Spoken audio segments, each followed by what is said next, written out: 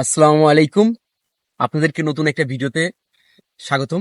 আপনাদেরকে আজকে দেখাবো মধুমতি নদীতে কিভাবে এখানে জেলেরা কিভাবে চিংড়ি মাছ ধরে। আচ্ছা ভাই, রশির মাথায় কি আছে? জাল জাল জাল আছে? আপনারা শুধু এর মাধ্যমে শুধু চিংড়ি মাছগুলো ধরে থাকেন? আপনাদের জাল এখন এখান থেকে কত দূরে আছে? আপনারা দেখতে পাচ্ছেন যে চিংড়ি মাছ ধরার জন্য সে জালটা বাঁধা আছে। অন্যরকম একটা স্বাদ, অন্যরকম একটা ফ্লেভার। আপনারা যদি এটা না খান কখনো বুঝতে পারবেন না। আচ্ছা ভাইয়া, আপনারা কি খুলে ফেলা?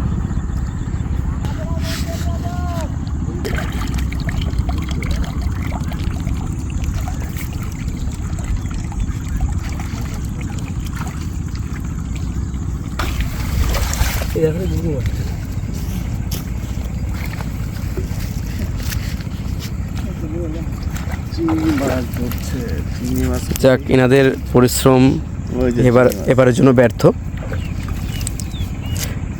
না কারণ পরিশ্রমী সৌভাগ্যের চাবিকাঠি।